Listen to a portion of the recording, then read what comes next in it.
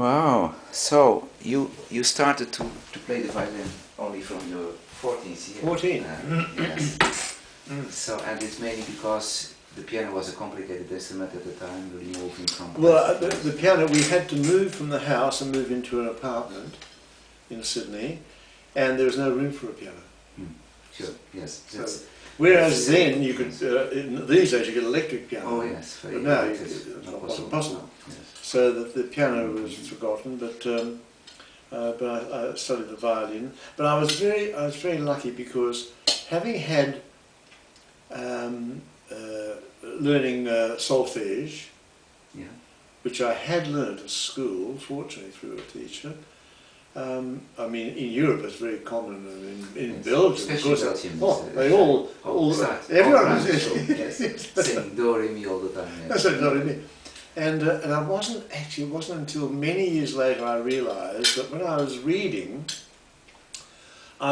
not reading notes. I was reading the distances and solfège. Yes, it's amazing. But I think, look, within 2 years I was doing Mozart concertos. That's amazing. Yeah. So quick. Yes, and on the 3rd year I did the highest. It sounds like I'm boasting. I don't mean to sound like I'm not boasting. No. I'm just sort of relating how things can happen. How it is possible. Yes. How it's possible. 14. At 17, I did 3 years. I did the highest grade exam of the Australian Music Examinations Board exam. Yes. Where you had to do, for example, you had to do all the major minor scales, 3 octaves, thirds, sixths, the whole lot. A concerto movement, a couple of pieces, solo, a little bit of solo Bach. I can't remember all the things, but anyway, it was such that it was the high, and on that, I got the highest marks in the state, and I won a scholarship. Wow, that was and the scholarship was worth 5 guineas, which in today's terms would be $11 a week, €6. That's $5 per term, and there were 4 terms in the year. So how do you survive? You can only practice, not But I mean, it's just interesting, and I have said that a couple of times to people who think, oh, you know, can I really do it? And I say, well, to people, you know, I can't predict what you can do, only you'll find out for yourself. Sure. Because it's been remarkable what I saw, I was lucky enough to be able to do. So and then I was in the class with Eugene Goossens. So Eugene Goossens. He was here. He was here at that time, yes. And I did the 2 years course with him. But I never forget, it was quite a tragic case. There was a lady who had come from South America. She brought a little boy who had what was that illness they had? They'd lost they didn't have all his fingers, but they had thalidomide babies. That was a medication given to pregnant mothers. We call polio. Not quite, no. It was a medication to stop women who are having babies from being sick. Yes. And the children had deformities. So they have very short hands. Like so he had one hand.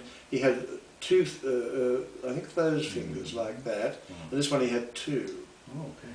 So, and I mean, I said, look, guitar. Yeah, I get. Yes. And I said, you have to have the guitar. The violin is just too difficult, you know, because you can't control anything. But you can pluck with the plectrum. Yes. They have to be left-handed. Yes. You know, Koesmaal is a violin player. He plays left-handed, and he misses some fingers here for the same reason, I think. Really? That's right. Yes. Koesmaal, that's right. He does it very well. Yeah, he's a famous violin player. Yeah, in fact. I mean, it's a bit dangerous in the orchestra because you can sort of knock each other's... Yes. He has to be positioned... In fact, for violin players, if they sit on the cello plate, then it sounds well. You have to get it. All your colleagues need to turn it around. That's a high price. They don't do it. As a matter of fact, the viola player in the first city string quartet was a very famous Hungarian viola player, and he was played beautifully, a superb player.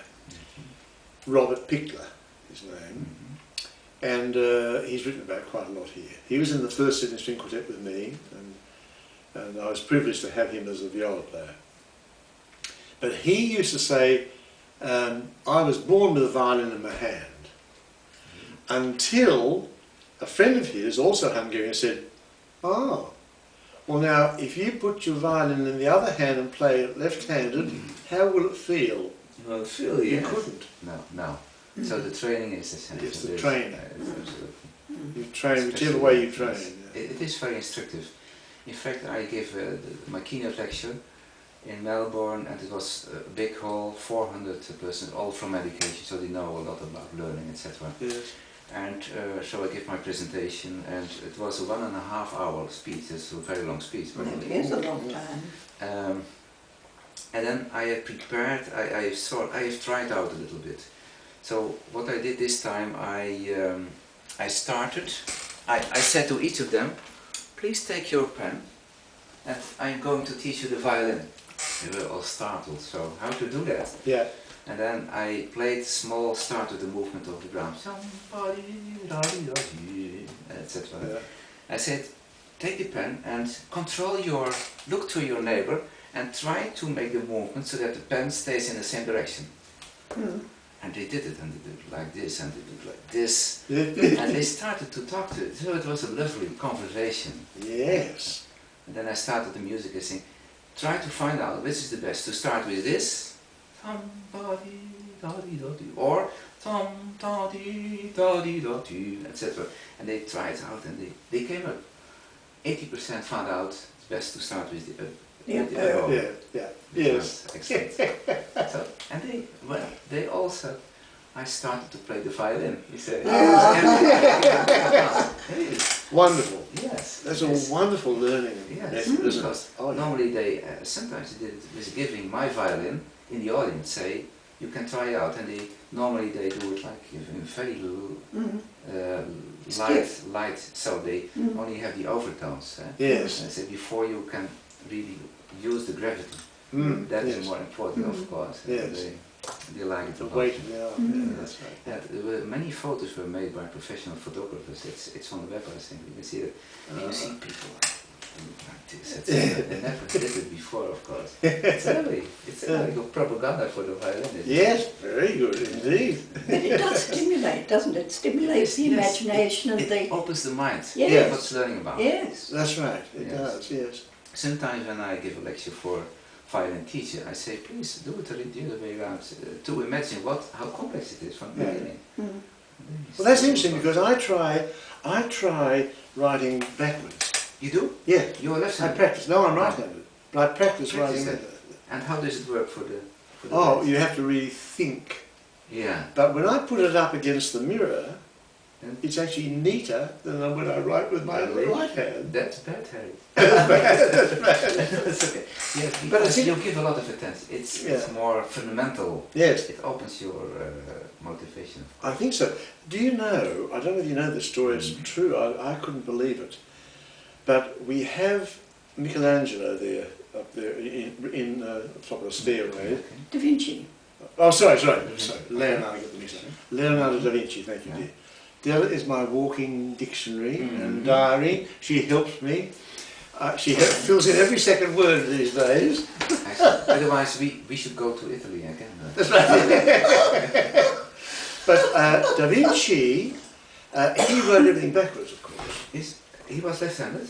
Yes, and he wrote backwards, reverse. He wrote right to left. For the normal Latin words? Yep, he wrote everything left. Oh. Now, they've been trying to find out for many years that in the Last Supper, in the painting, there are 5 lines on which there are neumes. Neumes is like notes. Musical notation.